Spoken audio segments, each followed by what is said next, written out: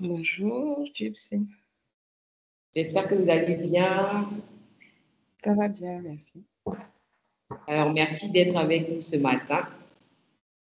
Et j'ai pas voulu nécessairement lire toutes vos présentations pour laisser le droit, ou du moins de laisser les bons mots acquis de droit de se présenter de façon plus, plus sereine et puis de façon plus exacte. Voilà. Donc, on va commencer par Marie-Danielle. Tu vas te présenter de façon brève quand même. Et après, on passera à Suzanne et on va entrer dans le vif du sujet. D'accord, je suis Marie-Danielle. On va dire que j'ai la trentaine. Pour moi, c'est important. Je suis maman de 2 enfants. Euh, je suis depuis quelques mois la directrice générale de Purato. C'est une entreprise belge qui fait du chocolat industriel et des mix pâtissiers. J'ai Mhm. passé les 10 premières années de ma carrière dans la gestion des ressources humaines. Mhm. Et le fait d'être très orienté business, accompagnement des entreprises m'a permis aujourd'hui de passer de la fonction RH directement à la direction générale. Je Mhm. dirais aussi que il y a une recette particulière pour pouvoir accéder à des opportunités de plus en plus à un plus haut niveau. Et puis, à la grâce de Dieu aussi, hein. Bon, je vais m'arrêter là. Merci, Marie-Danielle. En tout cas, déjà, ça promet, je pense. Elle a insisté pour dire qu'elle a la trentaine. Je crois que j'aurai des questions pour toi tout à l'heure. On va passer à Suzanne. Tu peux te présenter à nous, s'il te plaît?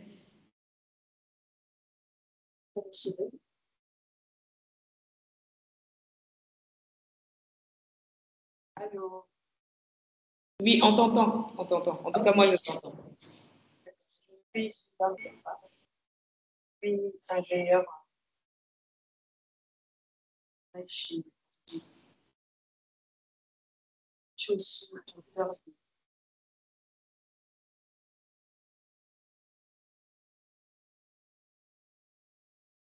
Par contre, moi, je n'entends pas. Oui, par contre, on te perd par moment. Allô, Suzanne? Non, c'est bon. Je vais... Oui, là, c'est bon. Ok, On te je perd disais un peu que par je moment. Ouais. suis Suzanne Didia. Je suis ingénieure en cybersécurité. Je travaille chez le cabinet Deloitte en tant que consultante cybersécurité. Et parallèlement à ça, j'écris des livres sur tout ce qui concerne la cybersécurité. Et comme activité extra-professionnelle, je donne des formations, je suis formatrice certifiée PCD et j'interviens au l'INPHU en tant que professionnelle. D'accord. J'ai pas complètement tout saisi, mais je pense Ça que s'entrecoute, c'est ça? Je parle. voilà, on te perd par moment. Mais je pense que ça va se stabiliser. Alors, moi, j'ai entendu que tu es ingénieur en cybersécurité, c'est bien ça, et que en extra, tu donnes également des formations. Voilà, c'est ça que j'ai perçu.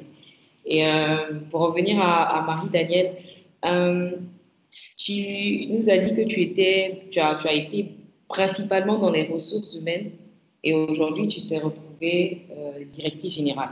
Alors moi j'ai envie de te demander si tu peux nous expliquer brièvement ton parcours, sûrement à partir du bac, de comment en fait ton parcours s'est passé jusqu'à ce que tu sois là où tu es aujourd'hui.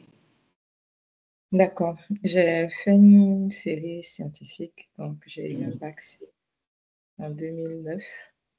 Après quoi, je suis allée en Inde. Euh, j'ai fait, je vais dire, quelques mois entre la période du bac et la rentrée en Inde à étudier l'anglais, un peu de comptabilité aussi. Et au niveau du bachelor, j'ai fait génétique, biochimie et biotechnologie. Après le bachelor en génétique, biochimie et biotechnologie, je suis rentrée à Abidjan. J'ai essayé de m'insérer dans le tissu professionnel auprès des sociétés qui font de la recherche ou qui font de la biotechnologie en Côte d'Ivoire ou auprès des sociétés pharmaceutiques, ce qui n'a pas été le cas. Donc, j'ai fait 7 mois de chômage à la maison, pendant lesquels j'ai fait un master en gestion de projet et développement durable au sein de la chaire UNESCO à l'université de Cocody. Et pendant que je faisais mon master en cours du soir, j'ai rencontré euh, une personne qui travaillait dans le secteur des organisations non gouvernementales. Il y avait une ONG internationale qui était à Abidjan et qui recherchait un stagiaire qui parlait couramment l'anglais et qui pouvait les aider à établir des partenariats avec des entreprises, pardon, des ONG anglophones. Parce que souvent, dans le monde des ONG, il y a des appels à projets, il y a des appels à candidature. Et il faut exécuter des projets, soit en Côte d'Ivoire, soit dans des pays étrangers. Donc, l'ONG ayant été créée aux États-Unis avait accès à une base de données de projets exécutés dans toute l'Afrique. Donc, c'était mon rôle de contacter des ONG qui étaient dans d'autres pays comme le Kenya, le Ghana, au cas où l'ONG dans laquelle je travaillais avait des projets à exécuter en dehors de la Côte d'Ivoire. Donc, j'ai fait ça pendant 5 mois ou 6 mois. Mais pendant ce temps, la société, l'entreprise Unilever en Côte d'Ivoire avait lancé un programme Graduate. Donc, ils étaient en train de recruter des jeunes à fort potentiel dans le cadre de leur programme Graduate. Donc, cette entreprise anglo-saxonne ne faisait pas de fixation sur le diplôme, mais plutôt sur le potentiel réel des jeunes. Donc, j'ai eu l'information selon laquelle l'entreprise recrutait. J'avais un ordinateur portable à l'époque. Je pense que beaucoup de jeunes Ivoiriens n'avaient pas forcément d'ordinateur portable en 2000, c'était quoi, 2014. Donc, et accès à Internet. Donc, la plupart des candidatures étaient reçues en ligne. Après, il y avait des tests en ligne aussi, suivi d'entretien. Bref, un processus assez long qui a pris au moins 6 mois, donc le temps de mon stage quasiment. Et à la fin du process, on m'informe que je ne suis pas prise dans le programme. Moi, je pensais postuler au département recherche et développement, mais ils m'ont dit qu'ils n'étaient pas en train de recruter dans ce département-là pour cette année-là. Mais ils ont identifié que j'avais un bon potentiel pour un poste aux ressources humaines. C'était du marketing RH. Donc, le marketing RH, c'était aller vers les étudiants de l'INPHB pour leur parler de nos programmes afin d'identifier les meilleurs talents au sein de ces universités-là pour constituer un vivier de talents jeunes pour l'entreprise. J'ai ensuite géré le programme gradué d'Unilever. Après, j'ai eu plusieurs promotions. J'ai été débauchée par d'autres entreprises comme Schneider Electric. Je suis devenue la DRH de G4S. Et puis, de DRH de G4S, j'ai été recrutée par Puratos pour être la DRH pour les entités africaines. Donc, je couvrais la Côte d'Ivoire, le Kenya, l'Éthiopie, le Nigeria, le Maroc. Et puis récemment, il y a eu cette opportunité-là localement d'occuper la fonction de directrice générale. Donc, j'ai postulé et j'ai été retenue pour le poste. Donc, voilà, j'ai essayé de faire court, même si c'est long. Exactement. Moi, j'ai envie d'applaudir tout de suite là. Carrément. Waouh. Ok. Mais Donc, de, merci, de la, Marie de la, Daniel. de la génétique à la RH, de la RH Exactement. à Exactement. la fonction de Biotechnique, tu as directrice. dit. Après, tu nous diras, après que Suzanne se soit présente, tu vas nous parler un peu peut-être de ce que c'est. Parce que quitter d'un domaine qu'on a appris à l'école et tout, et se retrouver carrément dans autre chose. Après qu'on ait identifié un potentiel en nous, bah, ça relève de quelque chose d'assez inattendu. Donc, je reviens sur toi tout à l'heure. Suzanne, est-ce que tu peux nous parler à toi aussi de ton parcours? Est-ce que, comme Marie-Danielle, tu es quittée d'un point A pour te retrouver à Z ou ça a été assez continuel pour toi? Euh, j'ai eu aussi un bac C, moi j'ai eu un bac B. Et D'accord. ensuite, j'ai fait le réseau informatique. Donc, j'ai pas commencé dans les domaines de la cybersécurité, j'ai commencé dans les domaines. Après ma licence, j'ai Mhm. intégré les actifs pour faire le master en sécurité. Et bien avant de faire le master, j'ai travaillé dans le domaine du réseau en tant que support IT et c'est tout ce qui concerne l'informatique. Et c'est après quelques années, j'ai donc le master. Et après 2 ans à l'ISATIC, j'ai eu mon prix. Et c'est alors que j'ai intégré le cabinet de consultant. D'accord. Donc, pour toi, ça a été assez continuel quand même de commencer par le réseau informatique, de se retrouver ensuite dans la cybersécurité. Je vais dire que ça a été. Mais je suis sûre qu'il y a forcément des choses. Ça n'a pas forcément été un long fleuve tranquille. Non, non, non. Donc, d'accord. Assurément. Je pense que c'est pour ça que tu es là ce matin. Tu nous en diras des nouvelles. Mais si je devais vous demander à toutes les deux, bien sûr, bon, on va à chaque fois commencer par Marie-Danielle, ensuite Suzanne et vous, de nous définir votre parcours en quelques mots. Je vais dire 2 ou 3 mots. Quels sont les mots que vous pouvez attribuer à votre parcours? Il y a des mots qui peuvent définir votre parcours aujourd'hui, ce seraient lesquels? Marie-Danielle? D'accord. Pour moi, peut-être 3 mots. Ambition, audace et puis courage. Ambition, audace, courage. C'est carrément le thème en fait. Et toi, Suzanne? Je dirais persévérance, Persévérance, résilience, résilience, courage. courage aussi. Ah, très bien. Le mot est revenu 2 fois. Je note. Et ce matin, on est censé parler d'ambition. On est censé parler d'ambition et j'ai envie de savoir pour vous, en tant que femme, pour vous avoir de l'ambition, qu'est-ce que ça signifie? Vous êtes des femmes du 21e siècle, donc pour vous aujourd'hui, lorsqu'on parle d'ambition, pour vous en tant que femme, qu'est-ce que ça signifie concrètement?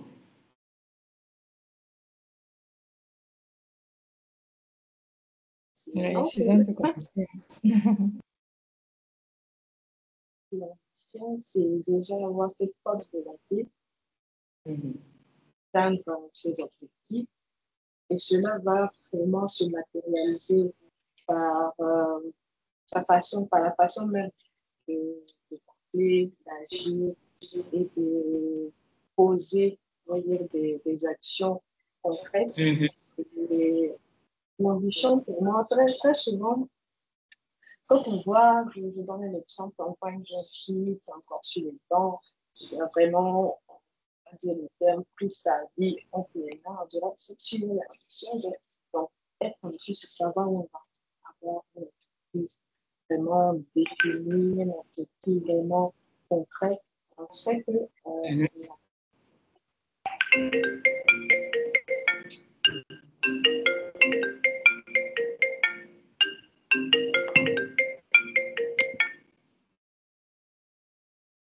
donc voilà quelques mots ce que représente pour moi.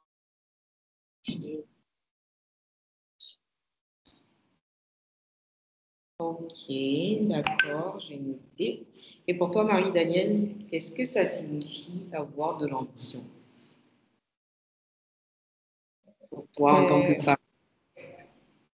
Moi, avoir de l'ambition, c'est rêver le futur et puis se donner Rêver du les futur. moyens. Oui, rêver du futur et puis se donner les moyens de travailler à ce que ce futur grand là devienne réalité. Ok. Pour moi, l'ambition ne s'arrête pas au rêve. C'est le rêve plus le travail. D'accord. Effectivement, effectivement. Alors, on voit que toutes les deux, vous occupez des postes, je vais dire, de direction ou des postes à responsabilité. Donc, généralement, pour des personnes qui sont devant à l'idée, on les appelle généralement des leaders, on vous appelle généralement des personnes responsables et tout. Et pour vous, est-ce que vous pouvez nous dire ce que c'est qu'un bon leader aujourd'hui? Parce qu'on ne peut pas parler d'ambition sans parler de leadership. Alors, c'est quoi pour vous un bon leader? Pour moi, déjà, un bon leader, c'est une personne qui a déjà, euh, je veux dire, une vision claire parce que les autres suivent la vision du leader. Donc, si le leader n'a pas de vision, on reste là, on ne rien faire. Donc, un bon leader, il a déjà une vision et il a aussi la capacité à être humble. Un bon leader, il est humble.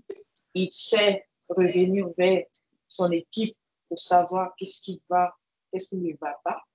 Et il y a aussi la capacité aussi à comprendre les besoins des autres. Et on dit celui-là même qui veut grandir, qui se fasse petit. Donc, c'est un bon leader, il est capable de se mettre au niveau de son équipe pour pouvoir aussi les faire monter à un niveau aussi. Ça, c'est bien dit. Et toi, Marie-Danielle, toi, qu'est-ce qu'un bon leader? Mais en plus de ce que Suzanne a dit, qui est très vrai et spot on, ce que je peux ajouter, c'est le bon leader, c'est aussi celui qui est humain, qui sait montrer de la vulnérabilité, qui sait montrer de l'empathie, et puis sait compter sur les forces et puis les compétences des personnes qui constituent son équipe. C'est ce que je peux rajouter pour compléter. Sinon, je suis d'accord avec tout ce que Suzanne a dit. Et pour vous, c'est véritablement à quel moment que vous avez pris conscience de votre potentiel de leader dans votre parcours? On a vu que pour d'autres, ça a été tout de suite. Bon, par exemple, pour Suzanne, qui a commencé dans l'informatique, qui s'est retrouvée dans la cybersécurité, mais aujourd'hui, qui sûrement gère une équipe. Pour toi aussi, Marie-Danielle, qui a commencé dans un domaine autre, qui s'est retrouvée ensuite dans les ressources humaines, qui finalement a dirigé, conduit des projets, jusqu'à aujourd'hui se retrouver directrice générale. C'est à quel moment véritablement que vous avez pris conscience de ce potentiel de leader-là? Parce que quand on parle d'ambition, on parle aussi de prise de conscience de potentiel. Donc pour vous, ça a été à quel moment ce déclic est venu? Ça a été pendant des difficultés? Ça a été déjà au début de votre parcours? Ça a été déjà en fait que vous êtes des personnes qui ont toujours cru en elles. Donc, depuis le début, en fait, elles savaient que, bon, voilà, moi, je vais arriver là et autres. Où ça, c'est venu par quel moyen, en fait? Je veux dire, le déclic de prendre conscience du potentiel que j'ai et de se donner les moyens, comme l'une d'entre vous disait, d'atteindre les objectifs que je me fixe. À mon niveau, je dirais que ce n'est pas un bon matin et puis le déclic, mais pour moi, c'est plus un processus. Par exemple, dans le domaine de la cybersécurité, j'ai constaté qu'il n'y avait pas de femmes. C'est-à-dire que lorsqu'on doit faire un recrutement, les femmes sont vraiment sous-représentées dans ce domaine-là. Qu'est-ce qui explique cela? On se dit, la cybersécurité, c'est vraiment cette personne-là qui est assise sur sa chaise en train de pirater un site ou en train d'attaquer une banque, etc. Donc, on a cette vision-là vraiment masculin de ce domaine-là. Ce qui fait qu'on a tendance à se retirer de ce domaine-là. Donc, au vu de ce contexte-là, je me dis que chacun de nous, on a cette capacité à pouvoir apporter un plus, à pouvoir partager ce qu'on connaît. À chaque niveau, moi, je ne dis pas qu'il faut être associé, directeur général. Même un stagiaire, il a en lui le leadership. Quand il peut partager ce qu'il connaît, c'est déjà un leader. Donc, pour moi, aujourd'hui, c'est de pouvoir emmener ces jeunes filles-là à pouvoir s'intéresser à la cybersécurité, de comprendre que ce n'est pas un domaine qui est purement technique, il y a plusieurs déclinaisons dans ce domaine-là, mais qu'elles comprennent qu'elles ont aussi la place. Et pour cela, moi, avec mes équipes, on essaie de travailler au travers même des formations, au travers de, je n'hésite pas mais vraiment à participer à des conférences, formations, à des séminaires, à ateliers, afin aussi de leur présenter un modèle. Tout récemment, j'ai vraiment, pour donner un exemple, j'ai ma tante qui m'appelle, il y a ta soeur là, elle vient de faire de la cybersécurité. Pourquoi? Parce qu'elle a vu en fait Suzanne, vraiment, qui est présente, qui s'affirme, et elle s'est dit, tiens, moi aussi, quand je serai grande, je vais faire la cybersécurité. Donc, un leader, c'est celui-là qui comprend les besoins des autres, qui revient vers ces personnes-là et qui les pousse, comme je le disais, à vraiment faire sortir le meilleur de moi. Donc, pour toi, c'est parti vraiment d'un constat de ce que on va dire quoi, la gente féminine est moins représentée dans le domaine de la cybersécurité. Et on va dire que tu as construit réellement ton ambition au fur et à mesure de ton avancée professionnelle en fonction des études aussi que tu as fait. Donc pour toi, ça a été ça et pour toi, Marie-Danielle? D'accord. Je suis d'accord avec Suzanne quand elle dit que c'est plus un Un parcours, processus. un processus. Donc, déjà, quand tu es enfant africain, que tu es né de famille, par exemple, ça t'aide à développer déjà au sein de la cellule familiale le leadership, en ce sens où tu es leader devant tes petits frères ou tes petites sœurs. Donc, ça commence très tôt, euh, cet apprentissage-là. Ensuite, le fait de quitter son pays, sa famille, ses parents pour Ouais. vivre un peu loin, bâtir sa personnalité, devenir responsable et tout ça, ça forge encore un peu plus. Ensuite, avoir la chance de travailler dans des entreprises où on ne te dirige pas tellement, on te dit voilà l'objectif, voilà la liste des choses à faire, fais-le. Ça développe aussi l'autonomie et toutes ces petites qualités qui gravitent autour de ce qu'on appelle le leadership aujourd'hui, permettent de faire face à de plus en plus de responsabilités et puis ensuite à devenir le leader, comme tout le monde aime dire, mais c'est vraiment des traits de personnalité qui se construisent avec le temps. Maintenant, les circonstances font que moi, par exemple, quand je travaillais chez Unilever, c'était une entreprise qui travaillait vraiment à ce que c'est tous les employés, qu'on soit contributeur individuel, c'est-à-dire sans équipe, ou qu'on soit manager avec une équipe, que tous les employés, tout le personnel puissent se développer des traits de personnalité. Ils avaient appelé ça les standards de leadership. Donc, premier standard, il y avait le goût de l'action, la capacité qu'une personne a de vraiment se mettre en mouvement pour atteindre les objectifs qui lui sont fixés. Donc, on nous évaluait en fonction de ça, on nous fixait des objectifs professionnels en fonction. Deuxième standard de leadership chez Unilever, la responsabilité et le fait de prendre, d'assumer les conséquences des décisions qu'on prend ou des actes qu'on pose. Après ça, il y avait la collaboration. Il y avait au moins 5 ou 6 standards de leadership comme ça. Donc, en travaillant ces aspects de sa personnalité et de son comportement, ça permet de développer son leadership et ensuite, dans la vie professionnelle, les responsabilités qu'on nous ajoute ou qu'on ait une équipe ou pas, on peut toujours, voilà, être un leader. Quand on n'a pas d'équipe, on peut être un leader d'influence. Le fait de ne pas avoir d'équipe n'empêche pas de déployer son leadership. On peut influencer des décisions, on peut influencer des initiatives, mener des projets. Le tout n'est pas lié à avoir des collaborateurs qui travaillent sous soi. Voilà. C'est plus dans la façon de se tenir avec les autres ou la façon de contribuer aux objectifs de façon globale. D'accord, ça c'est bien compris, c'est bien noté. Processus, d'accord, mais à quel moment vous vous dites je vais y arriver? Est-ce qu'il y a des, pour vous, je veux dire par exemple, l'aspect mental intervient dans ces choses-là ou pas? Parce que certes, vous nous dites que c'est un processus qui se construit. Bon, par exemple, Marie-Danielle qui a eu la chance, je vais appeler ça la chance d'être dans des entreprises où elle a pu apprendre, qui a eu la chance de voyager, voilà, qui a fait face à certaines circonstances qui ont bâti son processus de leadership, qui ont construit aussi son ambition. Et pareil pour toi, Suzanne, qui, par certaines circonstances, en fait, autour de ton environnement, que tu as remarqué, tu t'es dit, bon, OK, il faut que je fasse ça. Mais à quel moment, en fait, le mental, l'aspect mental intervient là?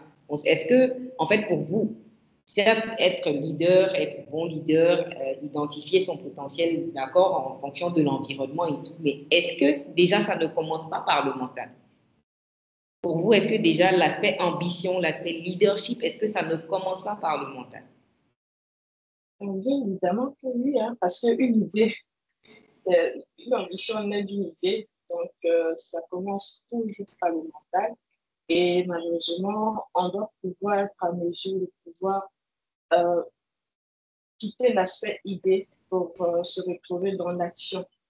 Par exemple, quand quand j'ai ressenti le besoin de pouvoir aller vers des autres, c'est-à-dire de apprendre ce que c'est que la cybersécurité, j'ai constaté que j'avais un souci, la prise de parole.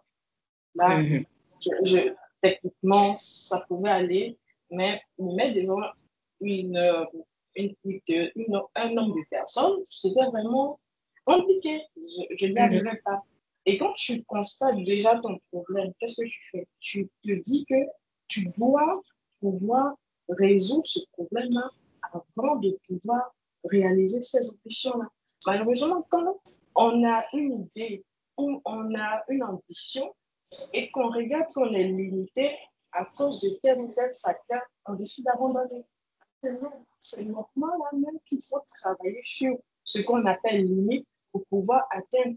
Donc, quand j'ai remarqué, pour revenir à ce que je disais, quand j'ai remarqué que j'avais des soucis sur la prise de parole, tout de suite, je me suis dit, mais comment résoudre ce problème pour que je puisse parler devant plusieurs jeunes filles? Parce que tu Mhm. as la connaissance, quelle que soit ta technicité, ton niveau de connaissance, si tu n'arrives pas à donner ce que tu connais, ça ne sert à rien. Donc, c'est comme ça que j'ai intégré le Toastmaster Club qui Mhm. t'apprend à prendre la parole en public. Et c'est comme ça que j'ai appris. Et quand il y a des occasions de parler en public, je n'hésite pas, je me lance, quelle que soit l'issue, je me lance. Et aujourd'hui, à la place du jeu, je vais rajouter, j'arrive à animer des panels, j'arrive à vaincre cette peur-là, et qui fait Mhm. qu'aujourd'hui, je peux parler devant des jeunes filles sans crainte, sans peur. Donc, pour Mhm. arriver à cette étape-là, il y a la phase d'idée, mais on doit être en mesure de sortir de cette phase d'idée et poser des actions concrètes qui vont nous emmener à atteindre ces objectifs-là. Donc, c'est Mhm. un peu pour moi ce que je peux dire. Donc, j'espère que pour celles qui nous suivent, vous notez bien, en fait, cet aspect mental pour Suzanne, c'est certes, on a l'idée, l'ambition, ça part de l'idée qu'on a de devenir ci, de devenir ça, de réaliser ci ou ça, mais sortir de la phase d'idée en identifiant ses problèmes et en les réglant. Ça, c'était ce que Suzanne était en train de Je vais rajouter un dernier point. construire. Il y a aussi la vie extérieure. La Très vie souvent, extérieure. quand tu sors de l'école, je ne sais pas s'il y a des étudiants, on a tendance à dire que tu dois attendre peut-être 10 ans, 20 ans pour pouvoir être mature en fait sur un sujet. Alors que moi, je dis que tant que tu as la volonté, que tu sois sur les bancs, que tu sois junior, que tu sois senior manager, etc., tu peux poser des actions concrètes pour pouvoir atteindre ces objectifs. Le rêve, on ne le vit pas dans 10 ans, on ne le vit pas dans 20 ans, on vit dès l'instant qu'on le ressent. Mhm. On vit son rêve dès l'instant qu'on le pense. D'accord. On l'a bien noté. Et pour toi, Marie-Danielle, à quel moment, en fait, faut se construire ce mental de, parce que je pense que toutes les deux, vous avez acquiescé qu'effectivement, il y a vraiment un aspect mental dans la construction de son ambition et de son leadership. Donc, pour toi, comment tu pourrais caractériser tout cela et nous dire à quel moment ça intervient et à quelle place, en fait, dans la préparation, du moins dans le processus, pour pouvoir réaliser justement ses ambitions? Ça, c'est une colle pour moi, hein. J'espère que vous m'entendez bien. Il n'y a On pas t'entend de très bien. bruit. Ok, d'accord. Hmm. Bon, Tu peux partir de ton personnellement, exemple, voilà. oui, oui, oui. Je vais te parler de mon exemple. Personnellement, moi, j'ai été éduquée par un papa qui m'a dit que quand on veut, on peut. Yeah. Donc, ce sont des... J'ai eu un papa un peu motivateur en griffe. Donc, Mhm. peut-être c'est l'avantage que j'ai eu. Je n'ai pas rêvé le futur que j'ai actuellement. Je pense que mes prévisions personnelles, c'était d'être DRH. Et ça, j'avais atteint ce L'objectif. but-là depuis 2021. Et en 2015 et 2021, cet objectif avait été atteint par la grâce de Dieu. Et puis bon, après, je me suis dit, ce qui vient sont des bonus.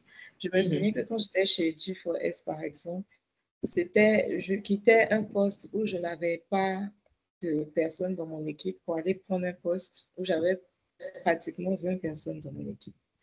et où le personnel, il y avait 7000 personnes. Donc, je quittais un poste régional où il y avait, on va dire, une soixantaine de personnes maximum pour aller sur un poste local avec 7000 employés et une équipe de 20 personnes. Mais ce que je me suis dit personnellement, déjà, c'est courage. Et puis, deuxièmement, en deuxième lieu, ce que je me suis dit, c'est il y avait des personnes à ce poste auparavant. Ce n'est pas un poste qu'on a créé. Il y a des personnes qui ont occupé la fonction. Donc, s'il y a des personnes qui ont occupé la fonction, ça veut dire que toute personne, normalement, peut occuper la fonction. être humain peut occuper la fonction. Donc, généralement, c'est le langage interne que j'ai avec moi-même. Je me dis, bon, il y a des personnes qui nous ont précédés à ces fonctions-là, donc on peut les occuper. Donc, je ne me mets pas de limite, en fait. Et là, comme Suzanne a dit, après, il faut arriver à identifier avec quelle force on va occuper ces fonctions-là ou avec quelle force on se positionne pour réaliser tel ou tel projet et quelles sont les formations dont on aura besoin, etc. Par exemple, actuellement, je suis une formation pour les GM, pour les DG, qui est organisée par l'entreprise où je travaille. Donc, eux aussi, en tant qu'entreprise, en décidant de me nommer à cette fonction, ils m'accompagnent sur les aspects que je ne maîtrise pas forcément. On use de patience aussi envers moi. Moi aussi, j'essaie d'aller un peu plus vite. Et voilà, on se rejoint quelque part. Donc, de façon générale, c'est le discours interne, le fait de ne pas avoir peur, de se dire que si les ambitions qu'on a sont des ambitions qui existent déjà, ou même si elles n'existent pas en Côte d'Ivoire, elles existent forcément ailleurs où elles ont existé dans l'histoire. Rien n'a été inventé par nous. Tout n'est que recommencement. Donc, il faut avoir le courage d'avancer, quoi. Mais tu parles exactement de discours interne. Et quand l'environnement ne se prête pas à mon discours interne, qu'est-ce que je fais concrètement? Parce que je peux me dire, oui, je vais y arriver, machin et tout, mais dès que je sors, on me dit non tout de suite. Dès que je sors, je rencontre telle difficulté. Dès que je sors, voilà, j'ai des embûches qui ne cessent de venir. Donc, à quel moment mon discours interne, là, je peux le fortifier, le solidifier face à tout ce qui se passe autour de moi dans mon environnement? Je veux bien retourner la question à l'audience, comme on a 20 participants. S'il y a des personnes qui se retrouvent, s'il y a des personnes qui se retrouvent dans ce cas, elles peuvent peut-être parler de leur cas personnel et puis je pourrais mieux adresser la question. Non, par environnement personnel, en attendant que quelqu'un se désigne. Par environnement personnel, il y a plusieurs voix qu'on entend. Hein. Ça peut être au travail, ça peut être la famille. Donc, dépendamment des voix qu'on entend, il y a un comportement qui est adapté. Si c'est la famille qui n'est pas en train de supporter ou soutenir, ou ce sont les amis qui découragent, c'est mieux de changer d'environnement. Si c'est au travail, les ambitions, on va dire, c'est des courses de fond, c'est pas des sprints.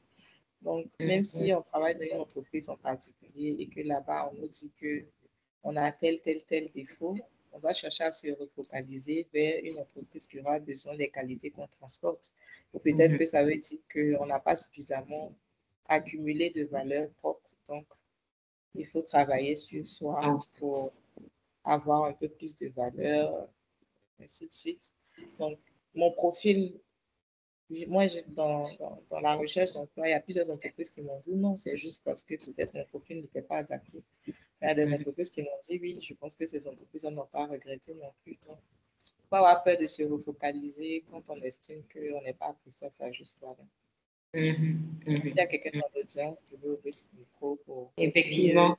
Donc, vous pouvez écrire vos questions dans le chat si vous avez, comme on disait tout à l'heure, votre environnement qui ne correspond pas nécessairement au discours interne que vous faites et que vous voulez partager votre expérience pour que nos panélistes puissent vous aider avec leurs conseils. Vous pourrez écrire vos questions dans le chat et puis on se chargera de les poser à nos panélistes. Alors, pour toi, Suzanne, qui travaille avec des jeunes filles, parce que toutes les deux, vous êtes, bon, malheureusement, on n'a pas forcément d'entrepreneurs ce matin, mais pour toi qui es confronté aux jeunes filles, je pense que tu pourrais sûrement répondre à notre question.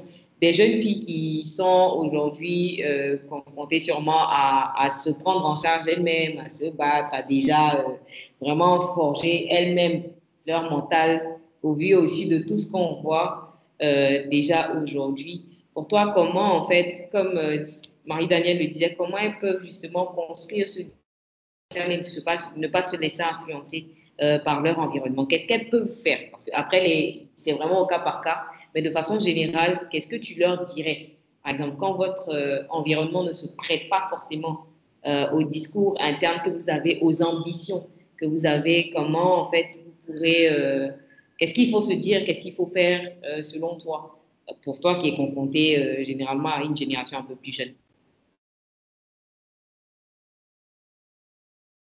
Ton micro est fermé. Ton micro est fermé. Alors, c'est vrai.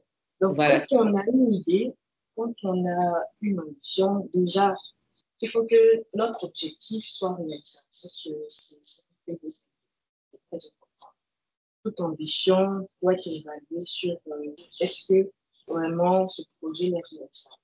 Et dans la mesure du possible, on se fait accompagner par, je veux dire, des mentors, des coachs qui peuvent nous aider à vraiment réaliser nos objectifs-là. Et il peut se présenter, il peut arriver que des personnes ne tiennent pas le même discours que nous. Et face à cela, je vais dire, cette motivation interne. C'est-à-dire que avant même de présenter, je donne un exemple. Je veux accompagner les jeunes, je veux les aider à s'y intéresser à la cybersécurité.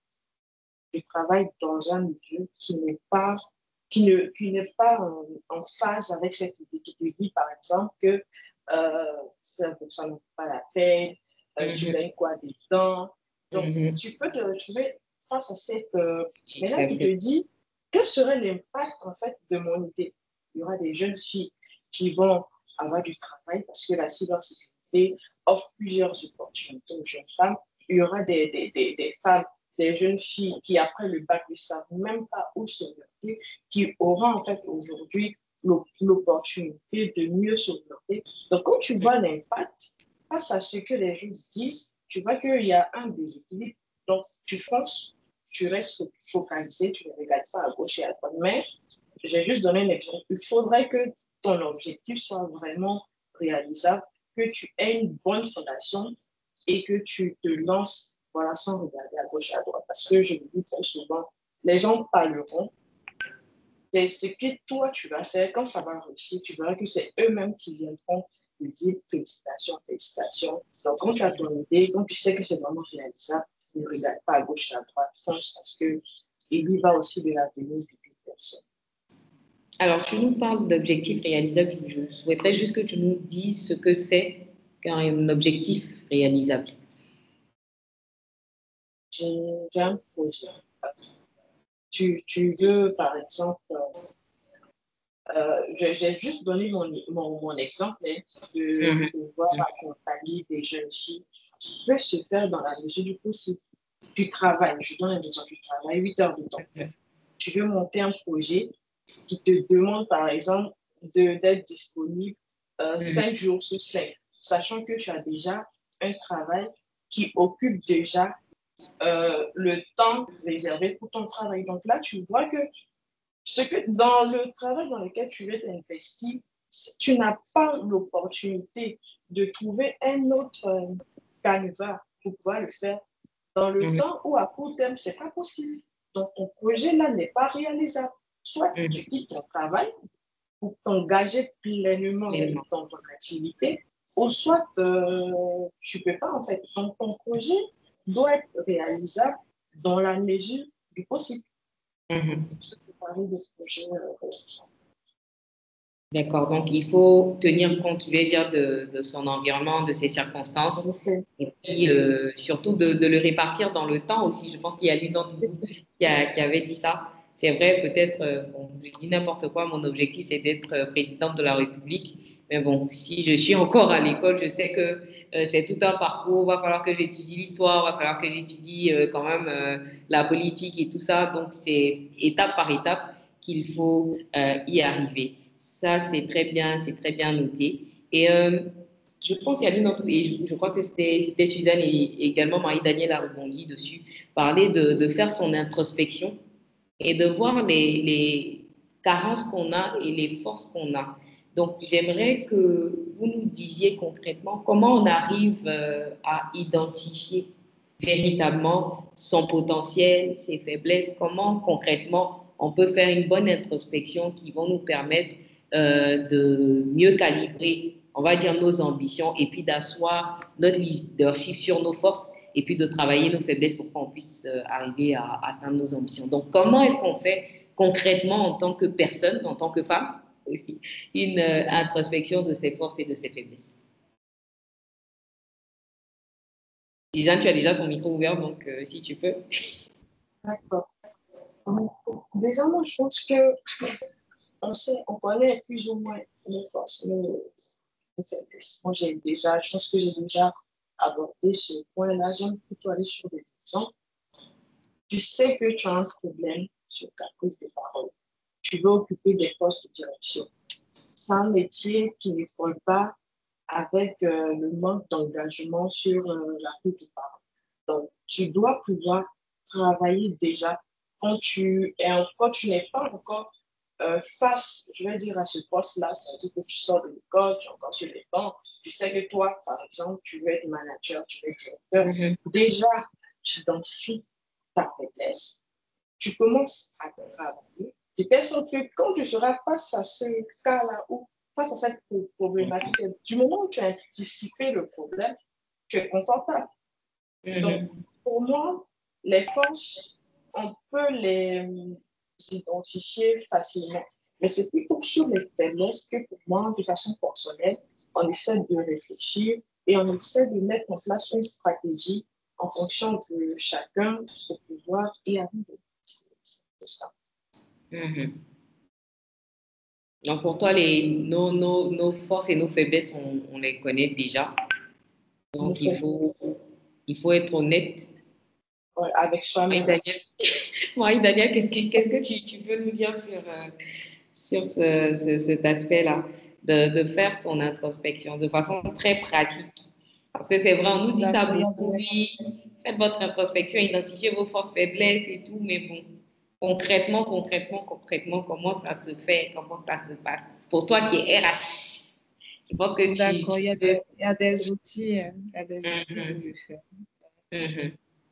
C'est déjà la première des choses, si vous ne parlez que le français, que vous ne parlez pas l'anglais, il y a quoi? Parce que la plupart des bons outils pour ce genre d'évaluation-là ou pour les bilans de compétences sont en anglais. Donc déjà, j'ai envoyé un lien dans le chat. Dans le chat. Donc, il y a une entreprise qui s'appelle Accenture. Accenture s'occupait des LMS pour les grands groupes comme Unilever dans le temps. Je parle de 2014-2015. Et eux, ils avaient un outil qu'on appelait le JDI. Donc, c'est un outil qui est censé, à un moment donné, à un moment clé, parce que le potentiel évolue, à un moment clé, permet de déterminer quel est le potentiel d'une personne qui est employée, d'une personne qui est salariée. Il y a d'autres outils comme les bilans de compétences. Je pense que ADC peut vous aider à faire votre bilan de compétences. Mais ce modèle-là, le JDI modèle, ça permet de déterminer le potentiel d'un talent en entreprise sur 3 aspects. Il y a l'influence. Je parlais d'influence tout à l'heure. Un premier niveau de leadership, c'est l'influence. Ce n'est pas forcément le fait de diriger des personnes, mais c'est d'influencer des personnes même qui ne sont pas, qui ne nous rendent pas compte de leurs activités. Maintenant, il y a le jugement. Donc, le leader doit pouvoir, la personne qui a un bon potentiel de leadership doit pouvoir juger les faits, les situations, sans laisser ses émotions causer des biais inconscients, juger de façon impartiale. Et puis, il y a ce qu'on appelle en anglais le drive. Le drive, là, c'est... Comment on dit drive en français? Le drive, c'est le moteur d'une personne, ce qui fait que la personne bouge. Et pour être un bon leader, il faut être self-driven, c'est-à-dire il faut avoir cette capacité-là de bouger soi-même, de s'auto-motiver à aller de l'avant, de s'auto-fixer des objectifs. Influence, jugement et motivation intrinsèque. Donc, ces trois éléments-là sont évalués à des formulaires. Donc, on pose des questions à la personne, on essaie de demander à la personne dans son travail ou dans ses études ou dans sa vie associative, quels sont les exemples concrets qu'elle peut donner qui sont liés à ces trois éléments clés. Donc, après avoir fini le test, on définit le potentiel de la personne et on aide la personne avec des conseils en formation, en lecture, en type de projet que la personne peut prendre pour développer l'un ou l'autre de ces aspects. Donc, quand on est en entreprise, par exemple, et qu'on est à un poste junior, on veut développer son influence, ça serait d'identifier un problème clé dans l'entreprise pour lequel on pense qu'on peut s'exercer à changer les choses sans forcément être directement responsable de cette chose. Donc, ça permet de développer l'influence, ainsi de suite. Donc, il y a voilà un exemple concret de comment on peut évaluer son potentiel et puis définir un plan de développement. Vous pouvez aussi demander à DC de vous accompagner avec votre bilan de compétences.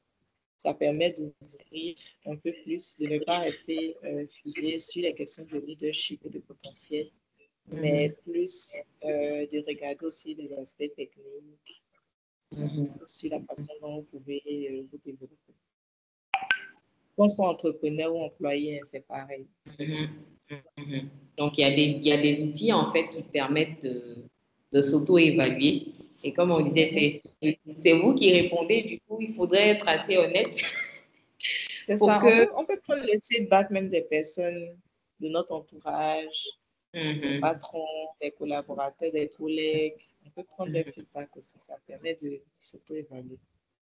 En tout cas, la connaissance de soi permet d'atteindre des sommets. Quand on se connaît soi-même et qu'on travaille à améliorer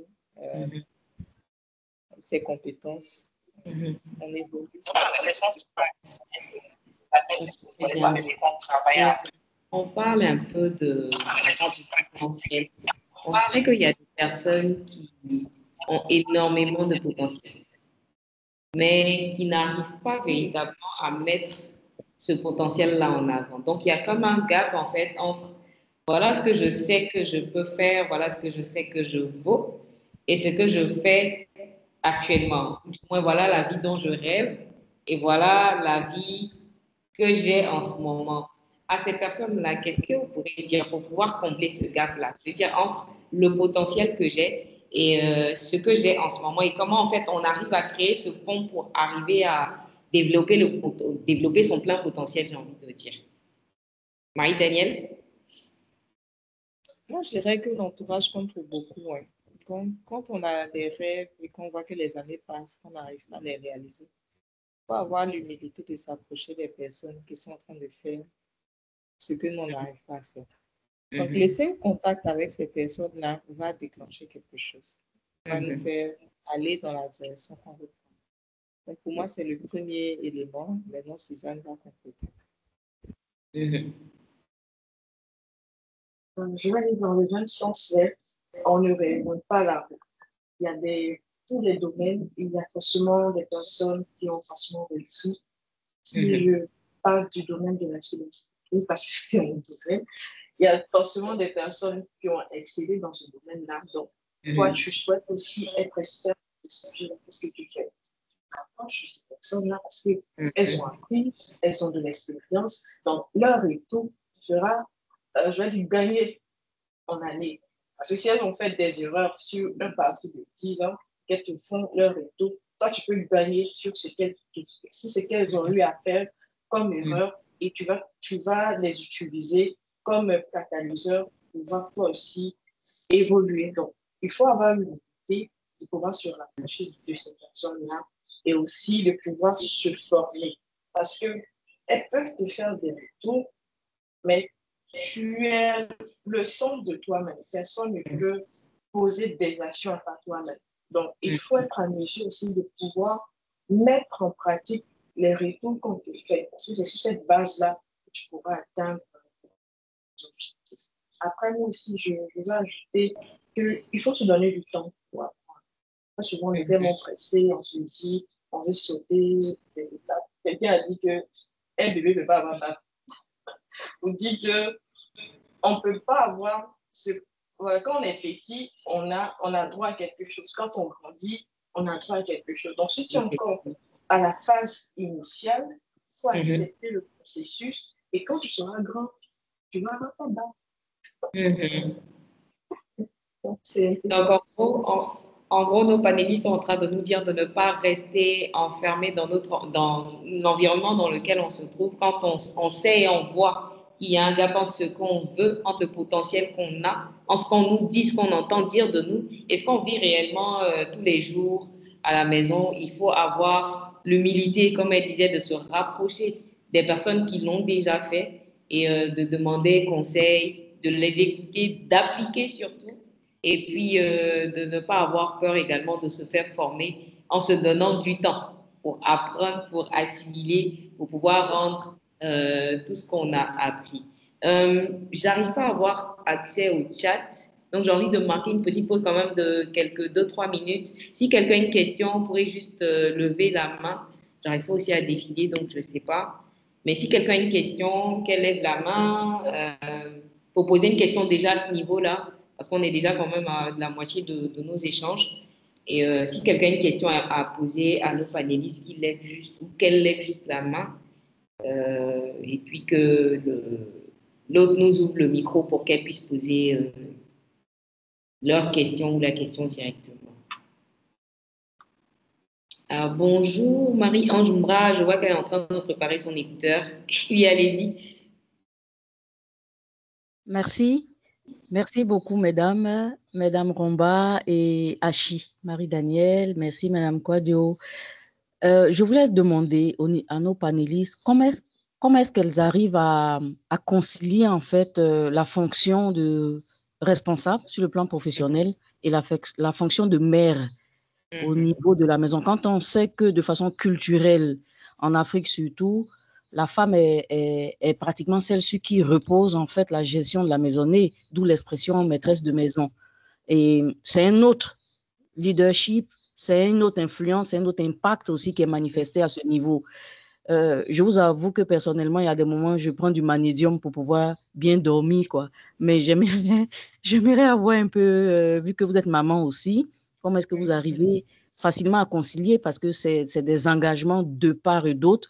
Il faut trouver en même temps du temps pour soi-même. Comme Madame Romba l'a dit, se former. Comme Madame Achille l'a dit, s'auto-évaluer. Quelquefois, on n'a pas de marge de manœuvre pour nos personnes en tant que telles. Voilà, donc j'aimerais peut-être avoir vos expériences sur ce sujet. Merci. Merci, Madame Mbra. Alors moi, par contre, je veux dire que j'ai la chance d'avoir un mari qui travaille dans le même domaine que moi. Donc, il comprend les challenges du métier. Donc, je l'appelle souvent mon mentor, donc qui m'aide naturellement. Donc, c'est lui-même qui te dira, travaille sur tel sujet, travaille sur tel sujet. Donc, contrairement à une autre personne dont le mari ne comprendra pas les enjeux de ce métier-là, moi, je peux dire que j'ai la chance d'avoir un mari et qui n'est pas assez exigeant sur certains aspects. Donc, moi, je vais mettre sur le compte de la grâce de Dieu, mais aussi rappeler ici aux jeunes filles qui ont de l'ambition de pouvoir aussi tenir compte de cela dans leur choix. Parce que c'est vraiment important quand on a une grande vision, vous avez parlé à la femme, il faut savoir ce qu'on veut. Quand on sait vraiment ce qu'on veut, on essaie de pouvoir communiquer de cela avec son partenaire et puis voir comment trouver la bonne stratégie. On nous dit très souvent que c'est la communication aussi qui est vraiment importante. Et le dernier point pour moi, c'est, je dirais, la discipline. Aujourd'hui, avec Internet, on a tous 24 heures.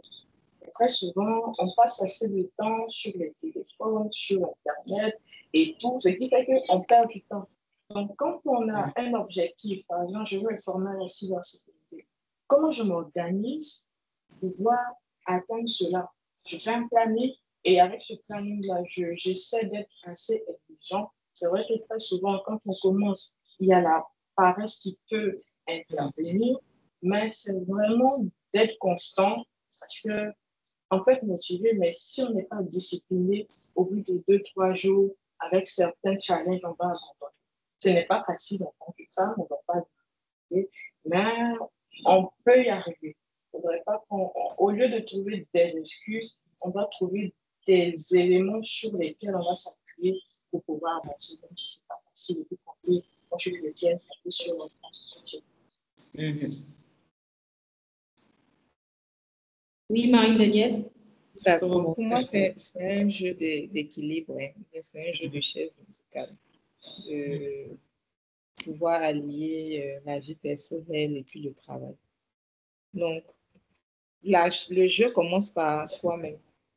Donc, chez moi, en tout cas, le jeu commence par moi. Parce que si je ne suis pas bien physiquement, mentalement, je ne pourrais pas délivrer à la maison, je ne pourrais pas délivrer au travail, je ne pourrais pas être une maman patiente, je vais crier et tout ça. Donc, je commence par moi-même, être à l'écoute de moi-même, de mon corps, de ce que je ressens, ce dont j'ai besoin.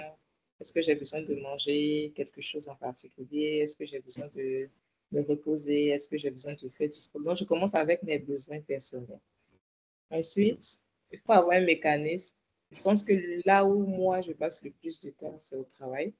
Donc, je cherche à avoir ensuite, quand j'ai fini avec moi-même, je cherche à avoir un mécanisme pour gérer mon stress ou les pressions que je peux avoir au travail. Donc, généralement, pour les femmes, c'est parler. Il faut avoir des personnes avec qui on peut parler, des personnes à qui on peut ventiler les problèmes qu'on a ou les difficultés qu'on rencontre. Donc, je parle avec mon conjoint, je prie. J'ai des amis aussi à qui je peux parler de temps en temps et tout ça. Donc, une fois que ça, c'est géré, je pense que les difficultés au travail viendront tout le temps. Les stress viendront tout le temps. Maintenant, on vient dans le cadre de la famille. Donc, j'ai remarqué avec le temps qui passe qu'il y a certaines tâches que j'ai dû déléguer pour pouvoir avoir plus de temps à consacrer à mon travail qui est prenant aussi. Donc, je n'ai pas, j'essaie de ne pas vivre la vie d'une autre personne. J'essaie de vivre une vie qui me convient à moi.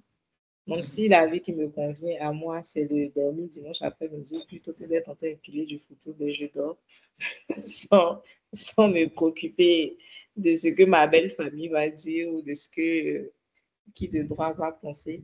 Donc, ça commence par moi-même. Si mon bien-être, ça va, je pense que le reste, ça se gère. La famille, les enfants, le conjoint, ils ont plus besoin de ma personne plutôt que des choses que je peux faire pour eux ou des choses que je dois faire pour eux. Et souvent, à cause de l'éducation qu'on a reçue, on a certaines pressions.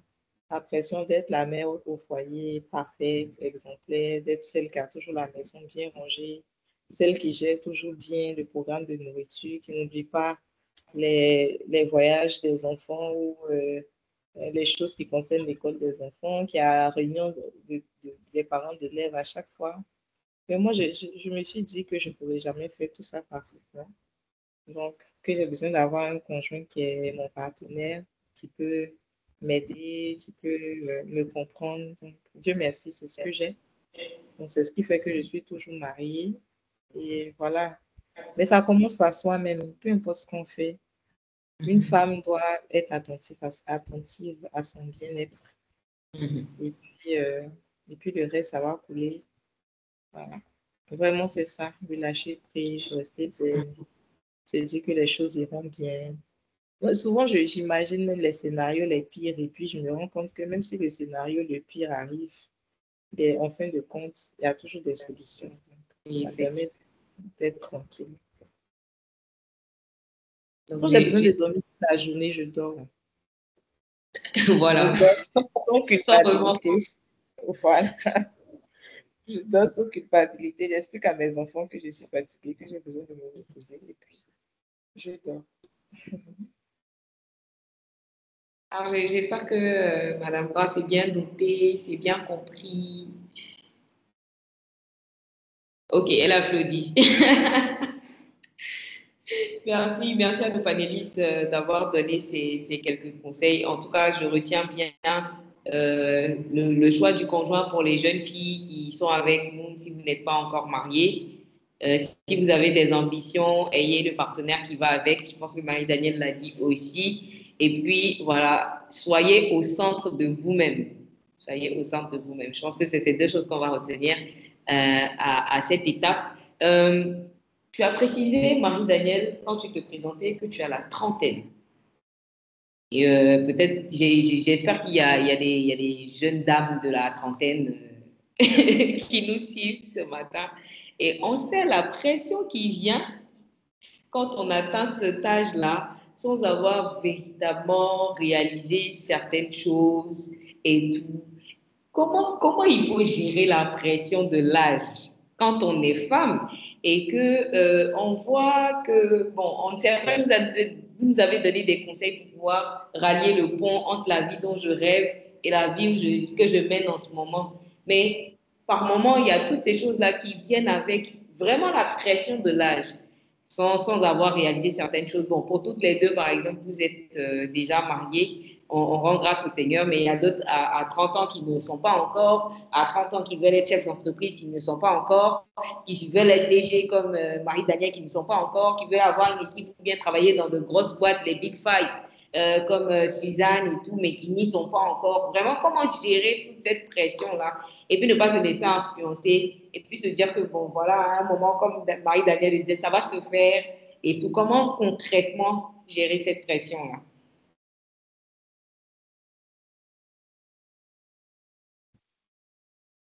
Suzanne, tu as ouvert ton micro, donc tu peux parler. Moi, je n'ai pas encore la trentaine, mais Ok. je n'ai pas encore la trentaine, mais je pense que c'est naturel, hein. C'est normal. Déjà, quand on dit que c'est normal, quand on accepte cela, bah, on ne peut rien créer. D'après les Ivoiriens, tu ne peux rien créer, c'est l'accepter. Et puis de quoi? Parce que très souvent, quand on quand on se dit cela, c'est qu'on se compare à quelque chose. C'est-à-dire que si je me dis à 30 ans, je ne suis pas encore mariée, c'est parce que j'ai vu que des personnes à 30 ans sont mariées. Donc, il faudrait savoir que chacun de nous a une destinée, chacun de nous a son propre parcours, chacun de nous a ses objectifs. Et il faudrait pouvoir comprendre que notre vie ne sera pas forcément la vie d'une autre personne. Moi, je suis Suzanne, j'ai mon parcours, Madame Hachi a son parcours, avec son âge, avec son âge. Mais ce qui fait la beauté, c'est ce qui fait la beauté de la vie. Donc, il faudrait accepter cela et puis voilà, vivre la vie comme je l'ai dit, vivre ses rêves. Et puis, ne pas toujours se concentrer sur les choses. Voyons le verre à moitié vide et non le verre à moitié plein. Moitié vide, pardon. J'ai fait l'inverse. C'est ça. C'est ça. Marie-Danielle? Quand j'ai fait un peu d'humour, on va comparer la pression du mariage pour une femme à la trentaine à la pression d'une maman d'être mince. Bon, tu as le choix, hein.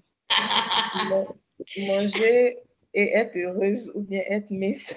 Faut choisir. Faut choisir. Bon, certaines d'autres m'ont choisi de manger. Ok. Et être heureuse plutôt que d'être mince. Mais non, bon, chacun son choix. Il ne faut pas vivre la vie d'une autre personne. Voilà. Peut-être que moi-même, avec du recul, peut-être que je me serais mariée un peu plus tard. Je me suis mariée à 24 ans. C'était jeune quand même. 24 ans, aujourd'hui la trentaine, on grandit, on n'est plus exactement les mêmes personnes. Exactement les mêmes personnes. Il y a d'autres challenges à gérer. Donc, peu importe, je pense qu'il faut prendre la vie comme Dieu a prévu les choses. Si Dieu a prévu qu'on se marie jeune, ben, tant mieux. Si dans le parcours, ben, on a dû divorcer, ben, tant pis. Mais comment faire au milieu de tout ça pour être heureuse? Je pense que c'est le plus important. C'est vrai qu'aujourd'hui, on est en train de parler d'ambition, de carrière. Mais au-delà de l'ambition et de la carrière, il faut apprendre à profiter du voyage. Aujourd'hui, on dit je suis directrice générale, c'est une position que j'occupe. Demain, je peux ne plus occuper cette position.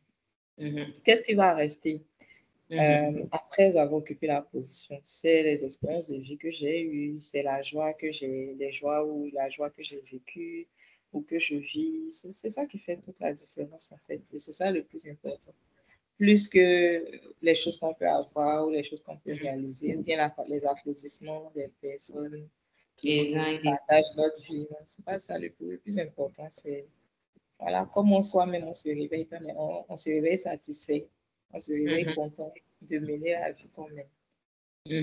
Si on a la pression d'être marié, il faut pouvoir en parler. Je pense que généralement chez les femmes, surtout le fait de parler des problèmes qu'on a, qu'on rencontre, même si on n'a pas encore la solution, ça permet de déjà d'être apaisé, d'évacuer. Donc, il faut souvent en parler, il ne faut pas rester seul, il faut voir des amis.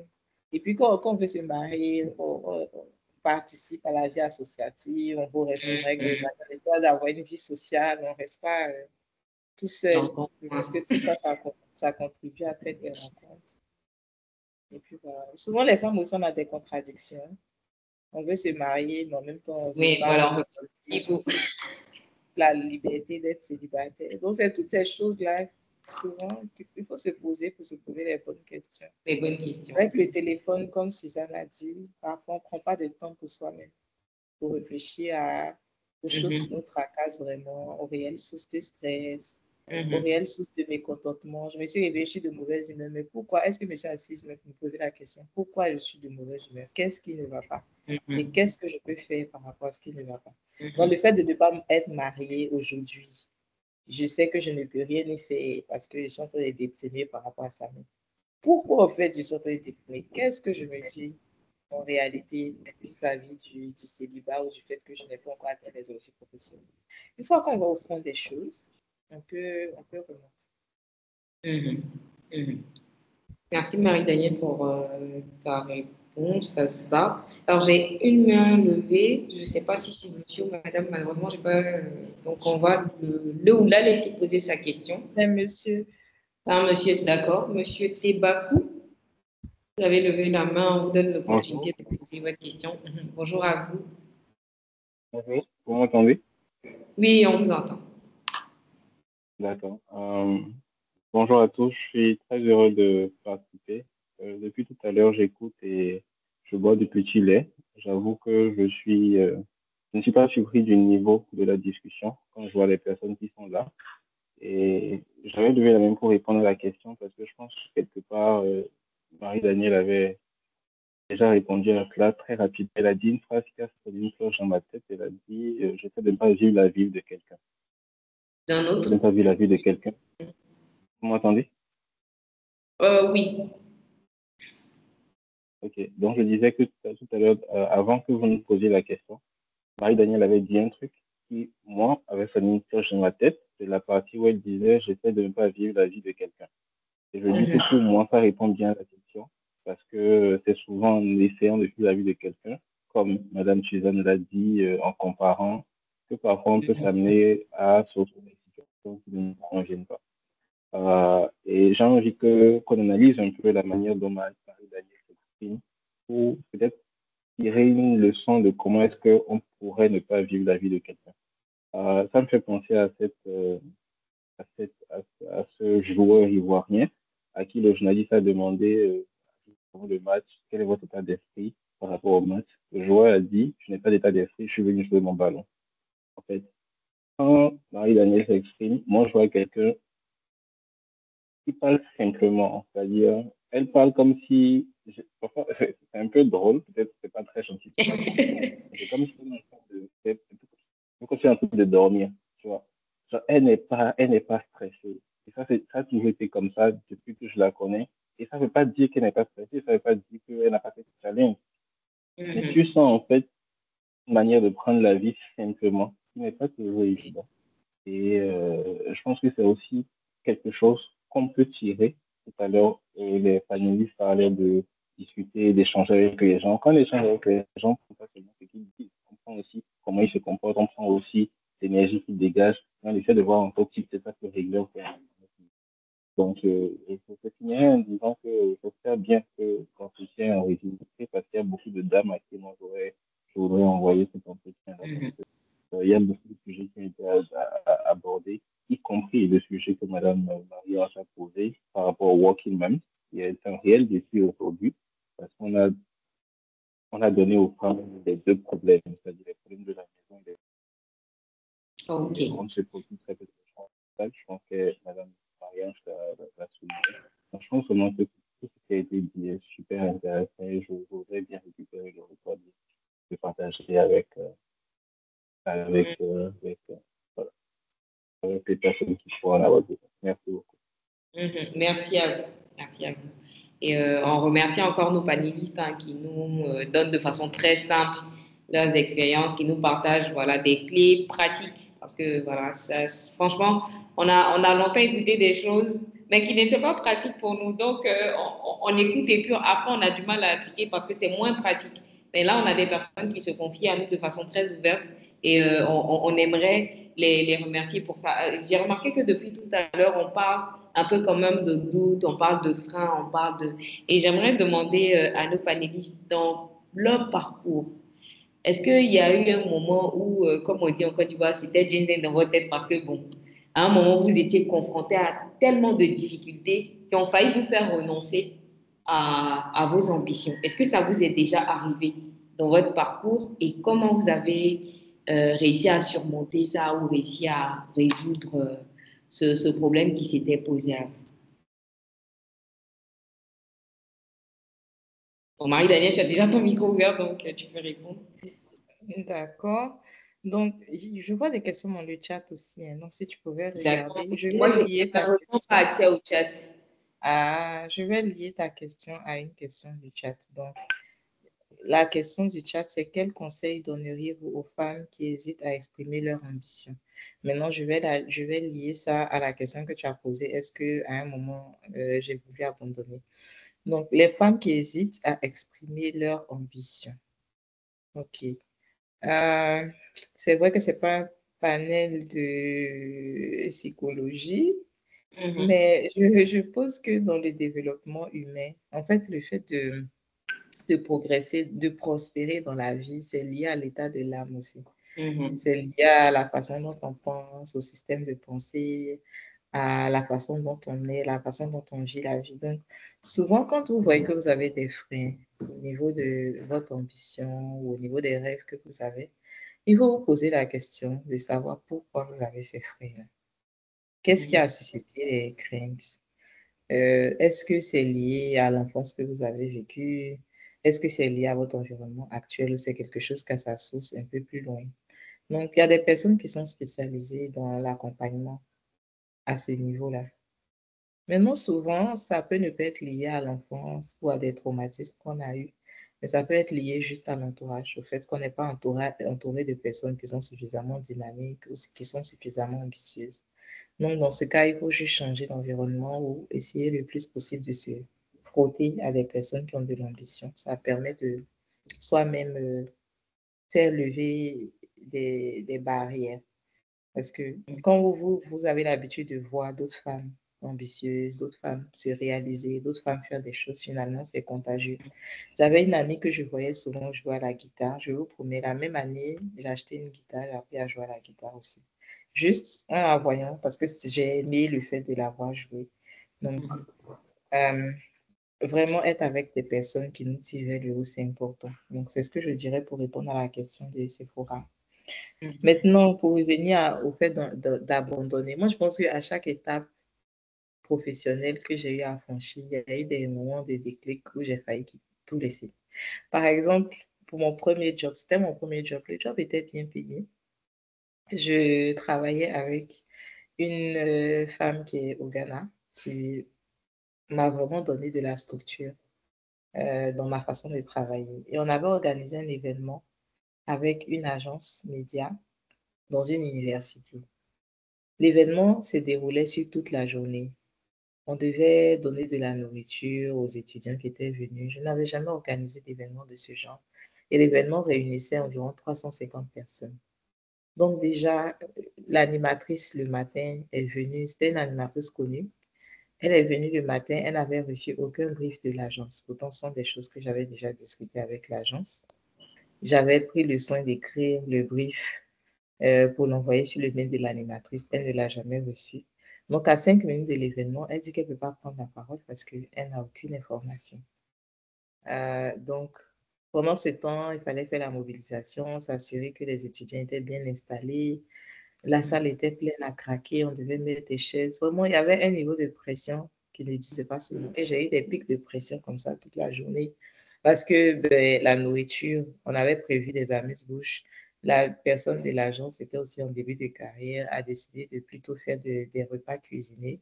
Les repas cuisinés ont été faits non pas dans un restaurant, mais auprès d'une personne, d'un particulier. Le particulier est venu en retard avec la nourriture, les étudiants se plaignaient, c'était difficile, il faisait chaud. Vraiment, à ce moment-là, je me suis dit, bon, attends, j'allais m'asseoir. Au pire des cas, je vais voir mon alloco devant ma porte. Ça va me donner de l'argent aussi, plutôt que d'être en train de vivre cette pression qui est trop pour moi. Mais bon, je n'ai pas quitté, je n'ai pas abandonné. Après, je me souviens que quand j'ai quitté Unilever, que j'étais chez Schneider Electric, j'avais des conflits récurrents avec mon patron. Et ça aussi, ça m'a donné de vouloir abandonner. J'ai fait face dans ma carrière à du racisme, à du mépris parce que j'étais noire, je travaillais dans des environnements où j'étais parfois la seule noire. Et ce sont aussi des raisons qui peuvent m'emmener à vouloir partir. J'ai travaillé avec des patrons qui étaient, on va dire, qui avaient des personnalités un peu psychopathes, sans exagérer. Euh, Ça donne aussi envie de partir quand tu interagis avec un patron aujourd'hui. Il est chaleureux, il est doux, mais demain, c'est un lion. Ou bien quelqu'un qui, voilà, te lave comme si tu étais son enfant en plein comité de direction où on est censé tenir des discours et rester assez professionnel. Ce sont des raisons valables pour partir. Euh, Être à un poste où tu as 20 personnes, où on ne fait que où on toque à ta porte toute la journée, tu as 100 000 problèmes à résoudre en même temps. Travailler dans une entreprise où, par exemple, tu as beaucoup de cas à l'inspection du travail, au tribunal à traiter. C'est difficile, mais c'est toujours le discours interne qu'il faut tenir. Et puis, pour nous autres, en fait, moi, personnellement, hein, je vois le travail comme un moyen d'exprimer ce que Dieu a voulu que je sois. Donc, quand je vois les choses de cette façon-là, je me dis, je suis en train de partir, mais ce que Dieu veut faire sortir de moi au travers de cette épreuve que je suis en train de vivre, de ces difficultés que je suis en train de vivre, je ne vais pas lui donner l'opportunité de le faire si je décide de prendre la solution facile de fuir. Parce que l'argent, on peut l'avoir partout, qu'on soit dans l'entrepreneuriat ou bien être salarié, mais le plus important, c'est d'être en train de devenir ce à quoi on a appelé. Et ça, là, c'est inscrit dans le cœur de tout le monde, peu importe la religion. Il y a un discours interne, quand on prend le temps, en tout cas, de s'asseoir pour réfléchir à son parcours, il y a un discours interne, il y a un rythme interne qui bâtit ce qu'on devient quand on fait l'effort d'écouter, en fait. Je m'arrête. Merci Marie-Danielle.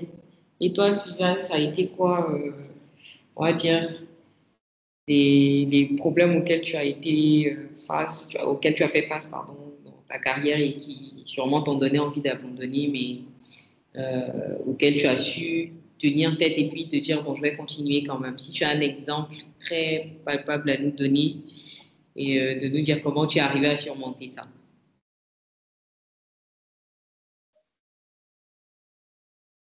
Ton micro. On ne t'entend pas. Pour parler de challenge, je pense que je vais appeler ça des challenge. Pour moi, je ne vois pas cela très souvent comme des obstacles. Voilà, je les vois comme des moyens pour pouvoir atteindre un objectif. Tu peux avoir un manager, tu peux avoir un manager qui a accès à des gens ou qui souvent ne réagit pas de façon professionnelle. Mais quelque part, tu peux tirer l'occasion d'apprendre quelque chose. Et comme je l'ai dit à l'instant, on a tous une vision. On va dans une entreprise par rapport à quelque chose.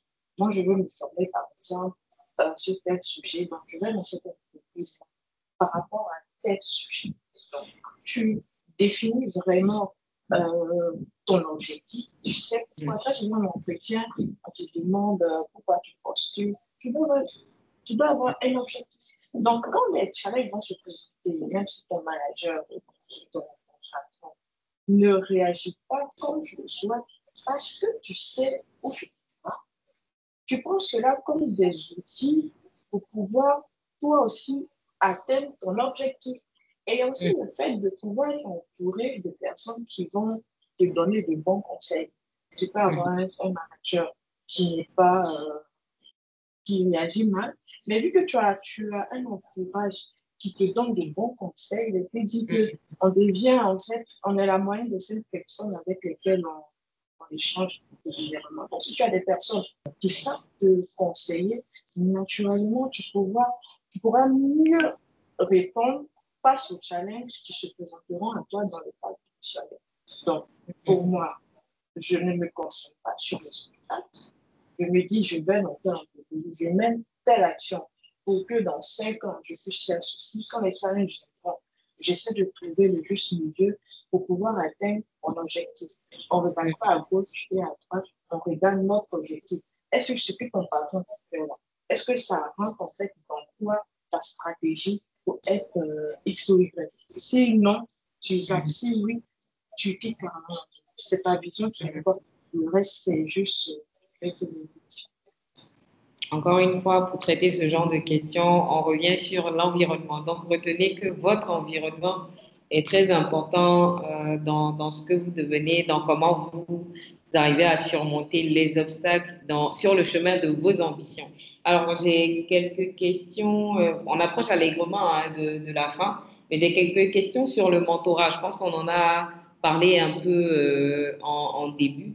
Donc, alors on a une question de Thérèse Udofou qui demande c'est quoi l'importance du mentorat dans le développement du leadership et on demande également si vous avez des modèles ou des mentors qui vous ont inspiré tout au long de votre parcours.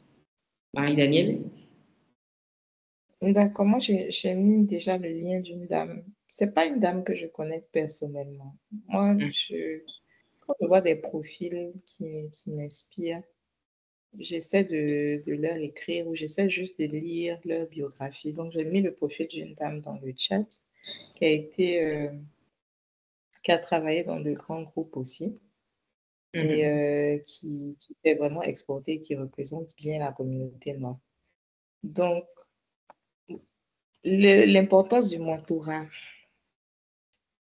Le mentorat est important, mais sauf que le mentor, ça dépend de la façon dont vous voyez le mentor. Le mentor, ce n'est pas celui qui va vous positionner sans que vous ayez à prôner d'efforts ou bien qui va vous créer des opportunités.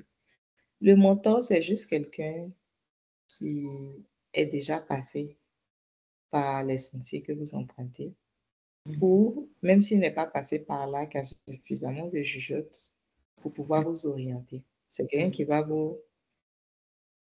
C'est-à-dire vous êtes déjà en mouvement et puis il va juste vous faire bifurquer un peu pour que vous ne ratiez pas votre cible, pour que vous restiez sur le chemin. Donc, quand j'étais chez Unilever, j'avais un mentor, c'était une dame, elle était DRH du Nigeria. Bizarrement, elle avait fait la biochimie aussi. Mais actuellement, elle n'est plus DRH, mais elle travaille carrément dans autre chose et puis je pense qu'elle n'est plus au Nigeria. Cette dame, elle m'a juste dit, écoute, si tu as une ambition, de toute façon, il y a 2 conseils à te donner. Et je pense qu'on a eu seulement 1 ou 2 séances de mentoring. Elle m'a dit, j'ai 2 conseils à te donner. Le premier conseil, c'est que si tu fais quelque chose, fais-le bien, quelqu'un va te voir. Le deuxième conseil que je vais te donner, c'est que c'est important que tu te projettes sur 10 ans en te disant, voilà l'objectif que je vais atteindre dans 10 ans et voilà les étapes qui sont nécessaires. Et après, tu travailles dedans. Donc, c'est ce qu'elle m'a dit. C'est exactement ce que j'ai fait. Aujourd'hui, je ne suis plus en contact avec elle, mais ses conseils ont été suffisants. Donc, le conseil du mentor est important et est suffisant pour pouvoir atteindre les objectifs si on fait vraiment, si on suit vraiment et on met en application ces conseils. Maintenant, en dehors de ça, il faut avoir des figures qui nous inspirent. Donc, j'ai parlé de Okonwa Kozi Orizu Ojo. C'est une dame nigériane qui a fait l'école au Nigeria dans un petit lycée. Parfois, elle y retourne, mais qui a travaillé dans les plus grands groupes comme Amazon, MAC Cosmetics, en tout cas. Je pense qu'elle a fait, à un certain moment, elle a fait Unilever aussi. Je pense que c'est comme ça que je l'ai connue quand elle était chez Unilever. Et ce sont des profils comme ça qui m'inspirent. Je regarde un peu comment ils évoluent, comment ils se présentent. Elle, par exemple, elle m'a donné le courage de porter des cheveux naturels parce qu'elle se présente avec les cheveux naturels. Je trouve que c'est une bonne ambassadrice des Noirs, surtout dans les communautés où elle travaille. Donc voilà, c'est important. Trouver selon le secteur d'activité où vous êtes des figures qui vont vous inspirer, qui ressemblent à ce que vous voulez incarner, à ce que vous voulez être. Et puis voilà, je pense que c'est le rôle du mentor. Mais le mentor ne va pas vous pister. Vous positionner, c'est important de revenir dessus. Voilà. Mais c'est vrai parce que...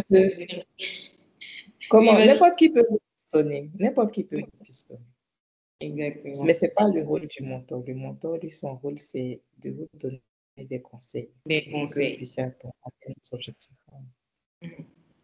Si Suzanne a quelque chose à rajouter à cette question-là, sinon... Je pense que Mme Machi a vraiment dit c'est vraiment important d'avoir un mentor, surtout dans le domaine de la cybersécurité, qui est un domaine assez exigeant. Donc, si tu n'as pas de mentor, c'est possible, mais c'est plus difficile. Donc, il faut des personnes de conseiller, d'aider à pouvoir évoluer.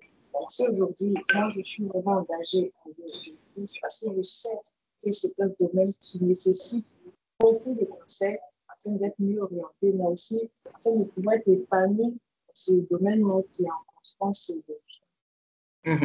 Ce que Mme Machi a fait.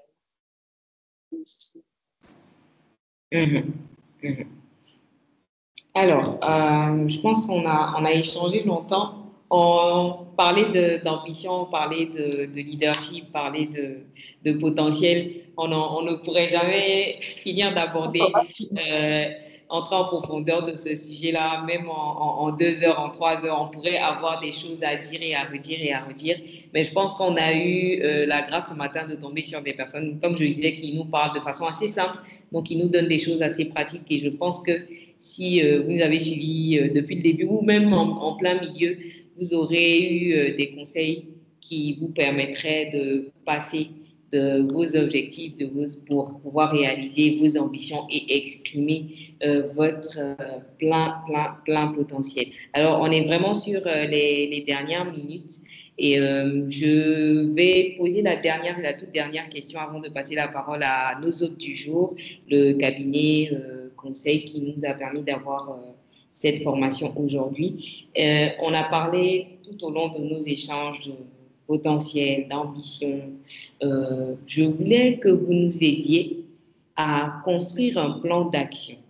Parce que vous nous avez dit tout au long de ces 1h30, bientôt qu'on parle là, qu'il fallait passer. C'est vrai, on a des objectifs, on a la volonté, il faut avoir du courage et tout. Mais il y a vraiment un pont, il y a vraiment des actions concrètes à poser entre les idées qu'on a et les objectifs qu'on veut atteindre. Alors, pour une personne qui souhaite, enfin, on pourrait donner plusieurs exemples. Donc, je suis jeune, je suis à l'école ou encore je suis mariée, je suis maman, je suis un jeune homme, je travaille, mais voici mon ambition dans 5, dans 10 ans, même dans 2 ans, dans 3 ans. Comment est-ce que je devrais concrètement me construire un plan d'action? Je veux dire, même si je n'ai pas d'exemple bien défini à vous donner, mais comment concrètement il faudrait se construire un plan d'action en fait pour pouvoir atteindre un objectif? S'il y a des questions que je dois me poser, s'il y a des étapes que je dois franchir, est-ce que...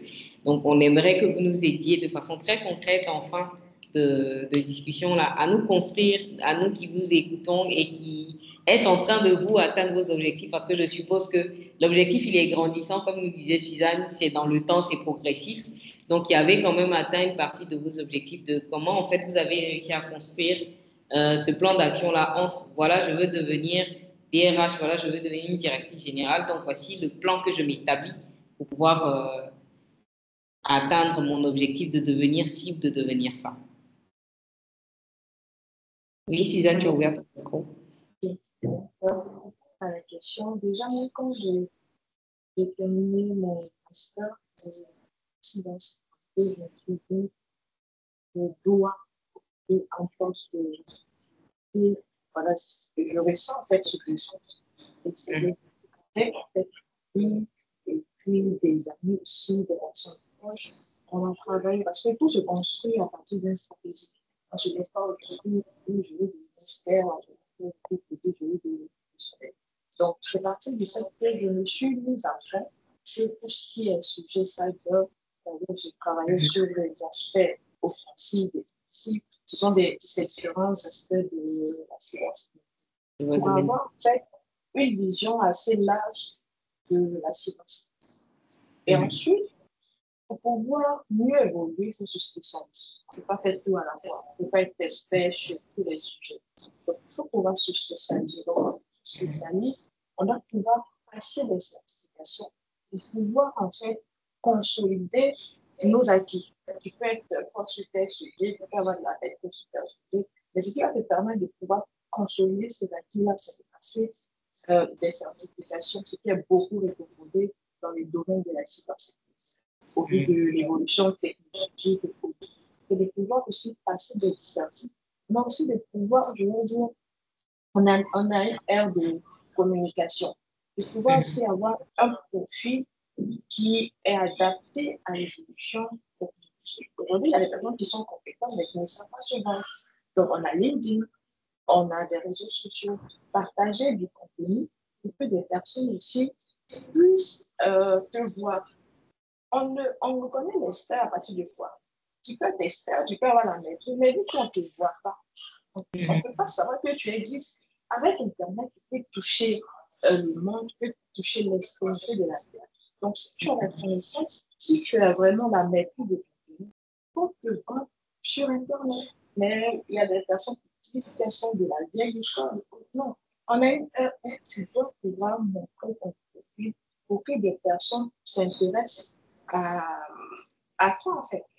Donc, ça ne sert à rien d'évoluer sur ces objectifs personnels sans le poster aux entreprises et autres. Si tu postes, très souvent, quand on poste, peut-être Madame Hachi peut le confirmer, mais ils vont checker ton LinkedIn pour voir ton parcours, ils vont voir ce qu'on appelle du background check. Ils vont chercher, en fait, à savoir est-ce que ce que tu as fait, si ton CV est vrai. Et pour cela, on va se servir des réseaux sociaux tels que LinkedIn, Facebook. Donc, pouvoir aussi allier notre stratégie là avec aussi ce qu'on fait sur Internet, partager du bon contenu, être présent sur les réseaux sociaux, mais en parallèle, il faudrait se former. Ça ne sert à rien de se présenter en tant qu'expert alors que derrière, on ne s'est pas formé. Il y a un déséquilibre. Donc, d'un côté, on se forme, on a une stratégie pour se former, on avance sur nos objectifs de certification.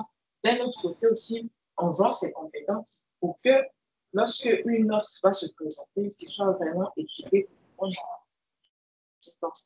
C'est un peu pour moi sur le volet cybersécurité, comment on peut réussir à définir son action. Merci Suzanne. Merci Suzanne. Marie-Danielle? D'accord. Donc, pour moi, c'est le plan d'action. Donc, vous avez une ambition, vous voulez la réaliser. Il faut avoir un plan. Donc, le plan, de façon générale, doit être sur 10 ans, même si c'est flou, hein. Même si l'image n'est pas nette, on se dit dans 10 ans, où est-ce que je veux être? Quel genre de personne je veux être? Quelles sont les choses que je veux réaliser? Même en dehors du cadre professionnel, sur le plan personnel, quelles sont les choses que je veux réaliser? Ensuite, vous pouvez découper la vision en 1 an, 3 ans, 5 ans. Donc, c'est ce qu'on va appeler en anglais des milestones. Donc, ce sont des étapes clés que vous allez définir. Maintenant, vous définissez dans le temps, mais comme vous n'êtes pas le maître des temps, vous les définissez par défaut. Mais en tout cas, ce sont des étapes que vous allez définir pour vous donner quand même une certaine motivation à avancer. Ensuite, vous allez établir un vision board. Pour ceux qui sont croyants, le vision board, c'est essayer de mettre en image ce que vous voulez réaliser. Donc, par exemple, on entre dans une nouvelle année. Généralement, au début d'année, les personnes se fixent des objectifs. Si vous voulez faire plus la cuisine, vous découpez un bon poulet rôti, le mettre ou quelque chose, une image qui vous rappelle la cuisine. Si vous voulez voilà, avoir un bureau plus grand ou passer à un poste de manager, vous mettez quelque chose qui va vous rappeler cela ou bien vous écrivez ça. Aujourd'hui, les vision boards peuvent se faire aussi même sous forme de PowerPoint ou sur Canva ou sur papier, en tout cas quelque chose qui va vous rappeler vos objectifs sur l'année en cours ou sur les 3 prochaines années. Maintenant, vous allez mettre le vision board quelque part où c'est accessible. Vous pouvez le voir régulièrement. Donc, quand vous voyez le vision board régulièrement, ça peut être en fond d'écran, ça peut être en fond d'écran WhatsApp, peu importe. Mais quelque part où vous pouvez le voir régulièrement, vous pouvez vous rappeler que vous êtes fixé tel objectif. Et puis enfin, vous allez faire un bilan. Vous pouvez avoir quelqu'un ou des personnes qui vont vous rendre responsable de l'atteinte ou de la non-atteinte des résultats. Donc, ça peut être un mentor, ça peut être un ami, en tout cas quelqu'un à qui vous allez partager un pan de votre vision et qui pourra vous suivre ou vous demander de temps en temps, mais où tu en es avec telle chose, où tu en es avec tel projet que tu avais, tel rêve que tu avais, où tu en es avec ta tête de poire. Donc, là, ça met un coup de pression pour pouvoir voilà, atteindre les objectifs. Et voilà, donc ça, de façon concrète, c'est ce que je fais et c'est ce que je vous encourage à faire aussi. Merci Marie-Danielle pour le secret du vision board. Donc, si vous ne l'avez pas encore fait, vous pouvez toujours le faire et puis le fixer, comme elle a dit quelque part, vous pouvez le voir. Et quand tout ça c'est fait, comme Suzanne le disait, il faut travailler, il faut se spécialiser parce que vous ne pouvez pas tout faire, mais il faut pouvoir se spécialiser et s'entourer encore une fois de personnes qui pourront nous aider à atteindre nos objectifs. En tout cas, moi, je vais vous remercier d'avoir été avec nous. On a passé près d'1h30 à parler, échanger, se poser des questions. J'espère que ça a été assez instructif pour chacun d'entre nous. En tout cas, moi, j'ai beaucoup appris, j'ai beaucoup noté. Et on va remercier le cabinet ADC qui nous a permis ce matin d'être aussi enrichis par l'expérience de nos deux panélistes. Je vais juste leur permettre de se présenter. Si Sabine est là du cabinet ADC, elle va juste nous présenter le cabinet. Et puis, je vais laisser aussi le temps à la DG de nous donner son mot de fin tout à l'heure, à Suzanne aussi. Si elles veulent nous parler de leurs entreprises, elles pourront. Et puis, voilà, on va se dire au revoir après tout ça. Donc, Sabine, si tu es là et que ton micro est ouvert, nous t'écoutons. Comme on dit à Abidjan Bagnon, nous t'écoutons. Si Sabine est là, ou Aubin, ou quelqu'un de... Oui, allez, vous m'entendez, vous me recevez? Oui, on t'entend, on te reçoit très bien. Super, merci vraiment à tous. Merci Dipsy. Là, j'ai même pas envie de partir. C'était tellement enrichissant, tellement, voilà, ça parlait à chacun, honnêtement. Et bon, pour me présenter, je suis Sabine Touré du cabinet ADC, Afrique Development Consulting, qui nous fait l'honneur, la grâce de bénéficier de telles formations, de tels webinaires. Et nous sommes un cabinet, voilà, agréé FDFP. Nous sommes à la fois agréés FDFP et aussi agréés PECB, qui sont deux organismes de certification. FDFP, comme nous le connaissons, voilà le fonds de développement, et PECB, qui est le Professional Evaluation and Certification Board, qui est une structure de certification basée au Canada. Et c'est une structure assez internationale. Je crois même que Madame Romba, Suzanne Romba, est aussi formatrice PECB. Voilà, elle pourra confirmer. Donc, nous permettons à tout un chacun en ce dernier jour du mois de la femme, du mois de mars, voilà, on s'est dit pourquoi pas faire un partage d'expériences, inspirer, former, motiver une femme leader, voilà, où qu'elle soit, afin de permettre à cette femme-là de sortir de sa zone de confort et puis de réaliser son plein potentiel. Donc, nous organisons des formations dans ce domaine de tout ordre. Voilà, nous sommes, comme je l'ai dit tout à l'heure, Agri FDFP. Donc, notre objectif, c'est vraiment la formation continue dans tous les domaines. Donc, si vous êtes là, que vous avez besoin de formation de tout genre, voilà, n'hésitez pas à nous contacter. Nous allons laisser nos coordonnées, c'est-à-dire notre lien LinkedIn, Facebook et WhatsApp. Voilà, pour toutes les personnes qui auraient aimé ce webinaire et souhaiteraient bénéficier de nos services d'une certaine manière, n'hésitez pas. Voilà, nous avons des formations imminentes dans peu de temps. Donc, en nous contactant, vous aurez l'occasion on va dire, d'être au parfum, voilà, des formations à venir. Nous sommes aussi dans l'intermédiation financière, la recherche de financement pour les PME et autres.